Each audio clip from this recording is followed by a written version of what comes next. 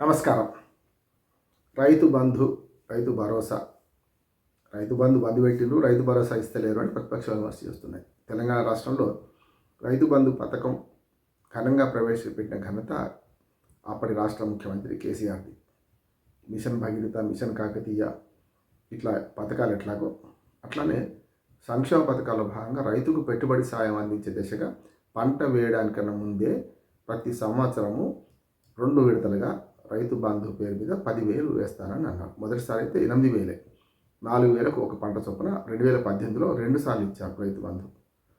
మొదటిది జూన్లో ఇచ్చారు, తర్వాత అంటే రైతు పాస్బుక్లు పంచిన క్రమంలోనే అది ఇచ్చారు. తర్వాత రెండో పంటకు మళ్ళీ డిసెంబర్లో ఇచ్చారు 4,000 చొప్పున. ఇది 2019 నుంచి దాన్ని 5,000కు పెంచారు. అంటే 10,000కు మొత్తం 2 పంటలు కలిసి 10,000, 5,000 ఒకసారి, 5,000 ఒకసారి.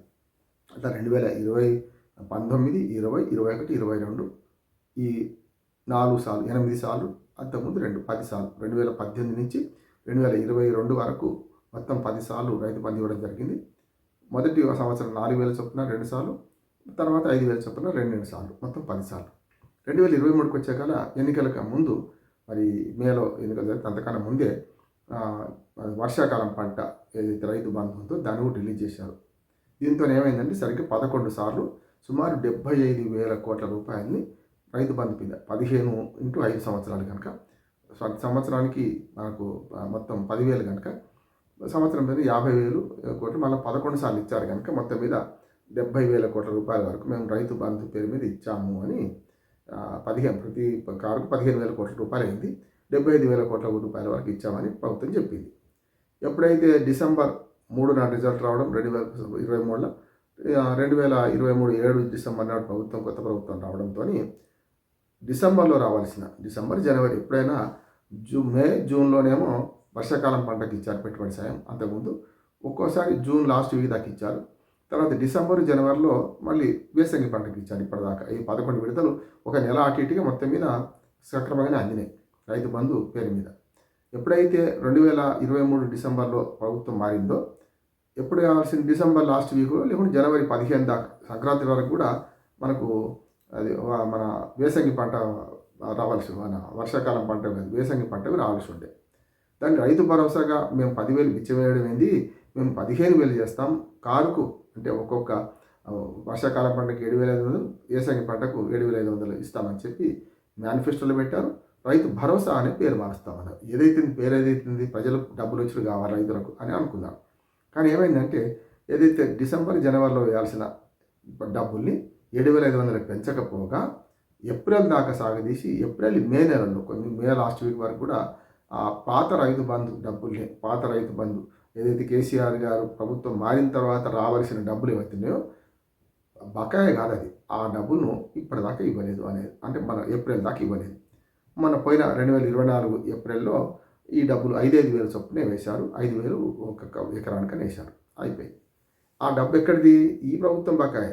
ఇప్పుడు రేవంత్ రెడ్డి ఏం చెప్తున్నారంటే వచ్చే సంక్రాంతి క్లారిటీ ఇచ్చింది ఏంటంటే వచ్చే సంక్రాంతి తర్వాత ఇప్పటికి విధి విధానాలు ఖరారు కాలేదు, రైతులకు ఇస్తాము డబ్బులు, రైతు భరోసా డబ్బులే ఇస్తాము, రైతు బంధు గతంలో ఎగబెట్టిన డబ్బులు, కేసీఆర్ ఎగబెట్టిన డబ్బులే మేము ఇచ్చాము అని ఒక మాట మాట్లాడుతున్నారు.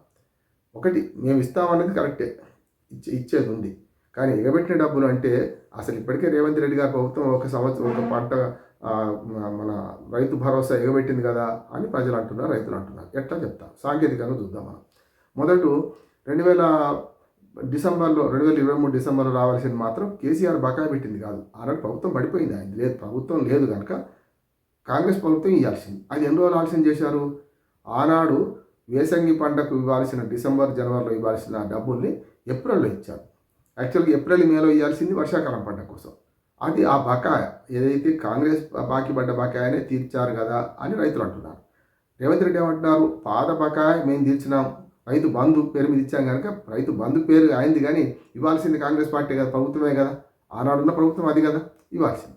అంటే ఎగబెట్టిన డబ్బులు మేము ఇచ్చామనేది అబద్ధం అని మనకు తేలిపోతుంది. దీన్ని బట్టి కేసీఆర్ పోయేటినాటికి ఆయన బకాయి మొత్తం ఇచ్చేసినట్టే, ఆయన పోయిన తర్వాత ఇవ్వాల్సిన డబ్బులు వీళ్ళు లేట్ చేసి 6 నెలలు లేట్ చేసి ఇచ్చారు. 5 నెలలు లేట్ చేసి ఇచ్చారు. ఇప్పుడు ఉన్నది ఏంది? ఎప్పుడైతే ఏప్రిల్ మే కానీ జూన్లో కానీ లేకుంటే జూలై దాకా వర్షాకాలంకి ఇవ్వాల్సిన డబ్బులు, పంట సాయం ఇచ్చే డబ్బులు అప్పుడేమో వేసంగి పంట పండిన తర్వాత ఇచ్చారు. ఏది పోయిన 2023 డిసెంబర్ 24 జనవరిలో వేయాల్సిన డబ్బును ఏప్రిల్ మేలో ఇచ్చారు.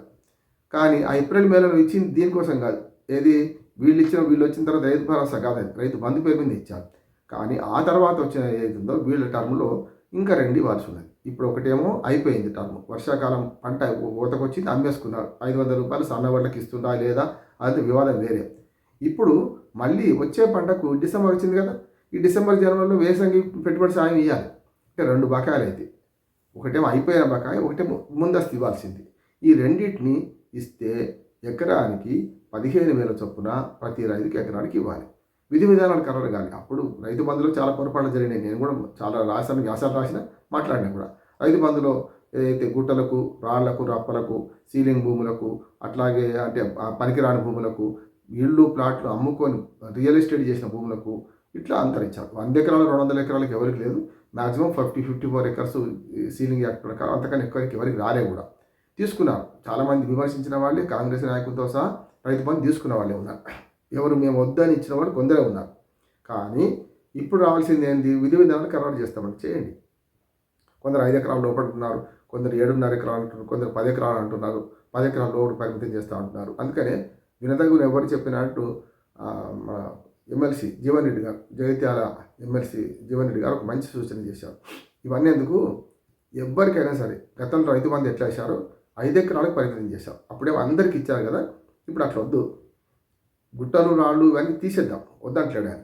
కానీ ఏవైతే పరిమితిని 5 ఎకరాలు చేద్దాం, 10 ఎకరాలున్నా, 5 ఎకరాలున్నా, 20 ఎకరాలున్నా, 5 ఎకరాల లోపటి వారికి 5 ఎకరాల వరకే ఇద్దాం. 6 ఎకరాలు ఉంటే 5 ఎకరాలకి ఇద్దాం అంటున్నాడు. ఇది మంచిది కదా. అంటే ఒక పద్ధతి పాటించడానికి దీనికి ఒక కమిటీ వేసినారు. కోదండ్రి గారి అధ్యక్షతన ఆ కమిటీ రిపోర్ట్ రాలేదు కనుక మేము ఇప్పుడు వాళ్ళు ఎగబెట్టిన డబ్బులు ఇస్తాం జనవరిలో ఇస్తాం అంటున్నారు. కాదు, మీరు బకాయి ఉన్న డబ్బులే జనవరిలో ఇవ్వాల్సింది. ఒకటేమో పాత బకాయి, ఒకటేమో ఇప్పుడు అడ్వాన్స్, ఏది మరి వేసంగి పంట పెట్టుబడి.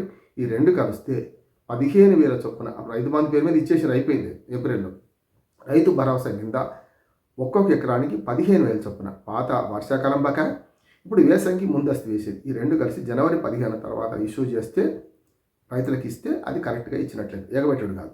పాత ఎగబెట్టిన ఆయన కేసీఆర్ మీద అవ్వండ మోపి మేము ఇచ్చిందే లెక్క అని ఏప్రిల్ ఇచ్చింది వర్షాకాలానికి, ఇప్పుడు ఇచ్చేది మేము దీనికంటే ఎగబెట్టింది కేసీఆర్ కాదు మీరే అవుతారు అని రైతులు అంటున్నారు. ఈ విమర్శను సద్విమర్శలు తీసుకొని కేసీఆర్ బకాయిలు కాదు, మేము ఇచ్చే డబ్బులే మేము ఇస్తున్నామని కనుక రాష్ట్ర ప్రభుత్వం ప్రకటించి, రేవంత్ రెడ్డి గారు ప్రకటించి, వచ్చే సంక్రాంతి తర్వాత రైతు భరోసా కింద 2 విడతలు 15,000 వేస్తే అది నిజమైన విజయం.